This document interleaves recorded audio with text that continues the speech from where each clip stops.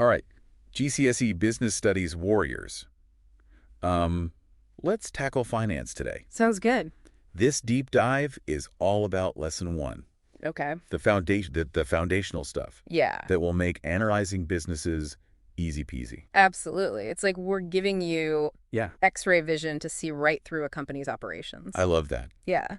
So we're talking fixed costs, variable costs, revenue, profit, loss. Yeah, all the juicy terms that pop up on your exams and in real life. Right, and to bring it to life, we've got BrewBliss, our fictional coffee shop. We'll be Exactly. using them as a case study to see how these financial concepts actually work. Perfect. Okay, let's start with fixed costs. Okay. I remember these being a bit tricky at first. Yeah, they can be, but they're really quite straightforward. Okay. Fixed costs are those expenses that don't budge regardless of how much your business is producing or selling. Right. It's like your rent. Yeah. Whether BrewBliss is packed with caffeine-craving customers or just has a couple of regulars, that rent bill remains the same. So even if BrewBliss decided to close for a week, they'd still have to pay rent. Exactly. Other examples of fixed cost for BrewBliss would be things like insurance premiums, or maybe even the monthly lease payments on their super fancy espresso machine. Okay, so those are fixed costs, the constants in the financial world, but what about costs that fluctuate? Oh, those are variable costs. They dance to the tune of production. Right, The more you produce, the higher they go, and vice versa. right. Let's say BrewBliss suddenly has a line out the door. They'll need more coffee beans, more cups, more milk, and maybe even more electricity to power those extra coffee grinders. So it's like if you're baking a cake, the ingredients would be your variable costs. Yeah. The more cakes you bake, the more flour, sugar, and eggs you need. That's a great analogy. And just like with baking, businesses need to keep a close eye on those variable costs because they can really impact profitability. Speaking of profitability, let's talk about revenue. Okay. I remember that being a pretty satisfying word to calculate in those practice GCSE questions. It certainly is. Revenue is all about the money coming in. Yeah. It's the total income a business generates from selling its products or services. Okay. For BrewBliss, that would be all the money they make from selling those lattes, cappuccinos, and those irresistible pastries. So if BrewBliss sells a latte for £3 and they sell 100 lattes in a day, their revenue for that day would be £300, easy peasy. Easy peasy. But how does that tie into the whole profit picture?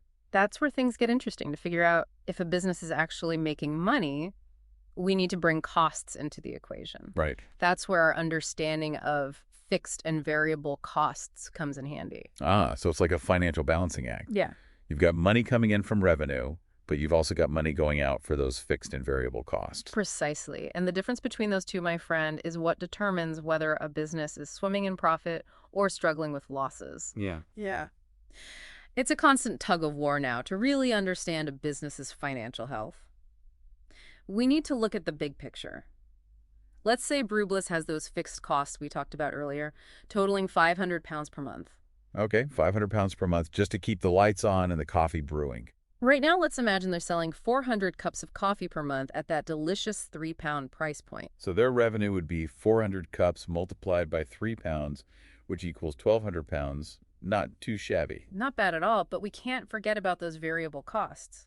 Let's say each cup of coffee costs them £1 to make. That covers the beans, the milk, the cups, a little sprinkle of cinnamon. So their total variable cost would be 400 cups multiplied by £1, which gives us £400. Now, to see if they're actually making a profit, we need to bring all these pieces together. All right, let's do some financial detective work. Yeah. We know their revenue is £1,200, and we just calculated their total variable cost to be £400. Don't forget those fixed costs of £500 to get the total cost. We add the fixed costs and the variable cost together. So 500 plus 400 gives us a total cost of £900 for the month. Okay, so their total costs are £900, and their revenue is £1,200. That means they're making a profit. They are indeed. Profit is simply the amount of money left over after you subtract total costs from revenue. Okay. In BrewBliss's case, that would be £1,200 minus £900, which leaves them with a profit of £300. £300 profit. BrewBliss is doing all right. That GCSE knowledge is really coming in handy now. But I do remember that profit isn't always guaranteed. Sometimes businesses face losses. Unfortunately, that's the reality of the business world. Losses occur when total costs exceed revenue. Imagine if BrewBliss suddenly had a sharp increase in the price of coffee beans. Oh no, that would definitely throw off their carefully crafted budget. Exactly. If their variable costs per cup went up significantly, it could eat into their profit margin or even push them into a loss. Let's say the cost of coffee beans skyrocketed, pushing their variable cost per cup from £1 to 1.50. Okay, so now their total variable cost would be 400 cups multiplied by 1.50, which equals 600 pounds. And if we add that to their fixed costs of 500, their total costs now jump to 1100. But their revenue is still 1,200, right? Right. So in this scenario, their profit would be 1200 minus 1100, leaving them with a much smaller profit of only 100 pounds. Wow, that's a big difference. That really shows how sensitive profit can be to changes in costs. Absolutely. It highlights why businesses need to be constantly aware of their costs and how they can fluctuate. They need to have strategies in place to manage those fluctuations and protect their profitability. So what kind of strategies are we talking about? Well, they might consider raising their prices slightly to offset the increased cost of coffee beans. But wouldn't that risk losing customers, especially if other coffee shops keep their prices the same? It's a delicate balancing act. They could also look for ways to reduce their variable costs, maybe by finding a new supplier for coffee beans or exploring more energy-efficient equipment. So it's all about finding creative solutions to manage those costs and maximize profit. This is reminding me of those decision-making case studies we used to analyze in GCSE business studies. Exactly. Understanding these financial concepts is crucial for making informed business decisions.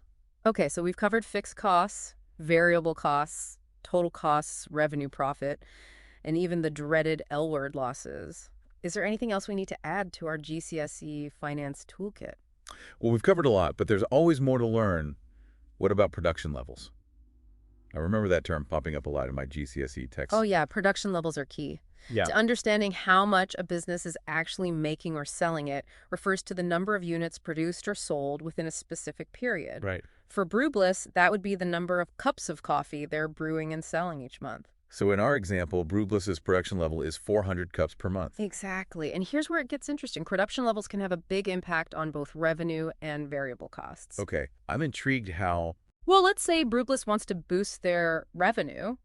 One option would be to increase their production levels, brew more coffee, sell more coffee, make more money, right? Makes sense, more coffee, more money, but wouldn't that also mean their variable costs would go up?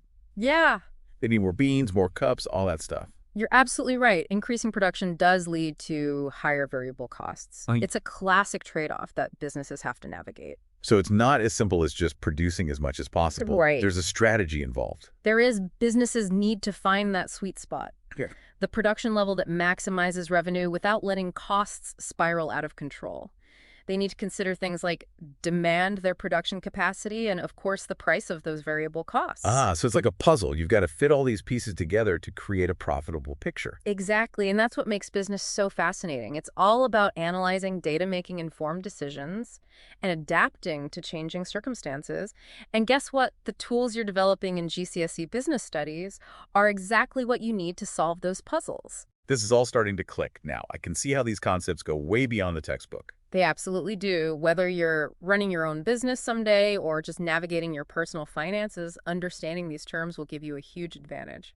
Okay, so let's do a quick recap for our fellow GCSE students out there who are conquering the world of finance. Sounds good. We started with fixed costs. Yeah. Those constant companions that don't change with production levels like rent and insurance. Then we moved on to variable costs, those sneaky figures that fluctuate depending on how much you're producing, like ingredients, packaging, or energy use. We saw how revenue, the money a business earns from sales, is influenced by both pricing and the quantity of goods or services sold. And we combined fixed and variable costs to calculate total costs. Yeah.